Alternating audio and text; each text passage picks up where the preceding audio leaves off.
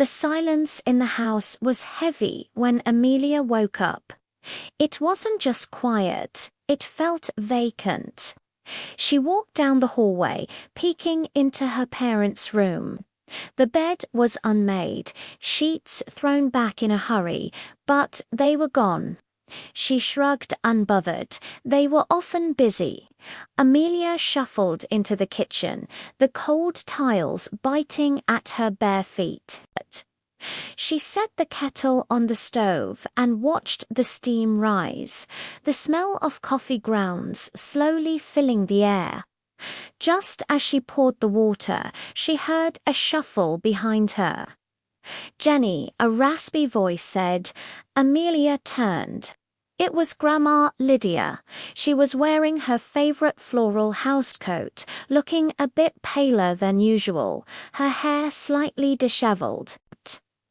"Morning, Grandma," Amelia said, blowing on her mug. "I'm Amelia, not Mum." Grandma Lydia didn't seem to hear her. She bustled past Amelia, opening and closing cupboards with a strange, frantic energy. "Jenny, look at this place. It's a mess. You need to wash these dishes and sweep the floor. I'm going to the grocer's. I need fresh ingredients if we're going to cook tonight, Grandma. Mom isn't here. It's me, Amelia," she said, louder this time. Lydia paused, her hand on the doorknob. She looked back, but her eyes seemed to look through Amelia rather than at her. "Make sure the corners are clean. Jenny, don't be lazy." The door clicked shut. Amelia sighed, shaking her head. "She's getting worse," she thought. "She really thinks I'm Mum." Amelia spent the day doing exactly what she was told. She scrubbed the plates, wiped the counters, and swept the dust from the corners of the living room. By late afternoon, the house was spotless. The evening sun was casting long orange shadows across the kitchen when Grandma Lydia returned. Amelia hadn't heard the front door open, but suddenly there was Lydia, standing at the counter, chopping vegetables. "Come here, help me with the stew," Lydia commanded, her voice softer now. They cooked in a comfortable rhythm. The smell of onions and garlic sizzled in the pan. For a while it felt normal. Just as the stew was bubbling, a sharp knock echoed from the front door. Amelia wiped her hands on a towel and opened it. It was Mrs. Gable, the neighbor. "Oh, Amelia, good, you're home," Mrs. Gable said, looking flustered. "Your parents called me. They said they left in such a rush they forgot the file folder on the entry table. They asked if you could hand it to me." "Sure," Amelia said. She grabbed the blue folder sitting near the keys and handed it over. "Where did they go, anyway?" Mrs. Gable looked at her with a strange, pitying expression. "They didn't tell you, oh, honey." She hesitated, then shook her head. "I should let them explain. Go back inside." Confused, Amelia closed the door and returned to the kitchen. "Supper is ready," Grandma Lydia said. They sat at the small round table. The stew was warm and rich. Grandma Lydia watched Amelia eat, a sad, tender smile on her face.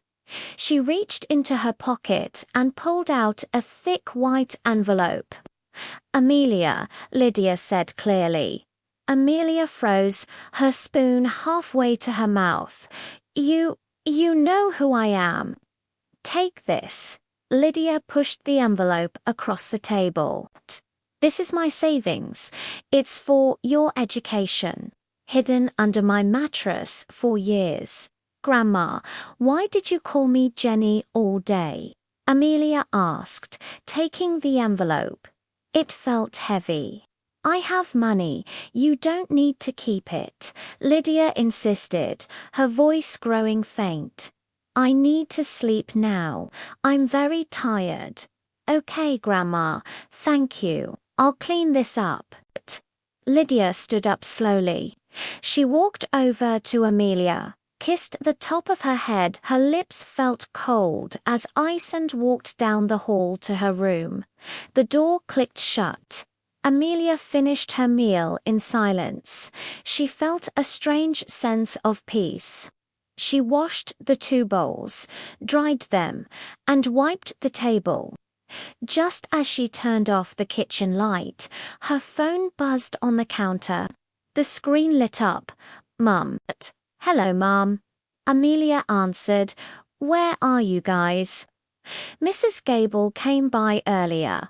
Amelia, her mother's voice was cracked and wet, like she had been crying for hours. I'm at the hospital. Is everything okay? Honey, I'm so sorry we didn't wake you, her mother sobbed. We left in such a panic this morning.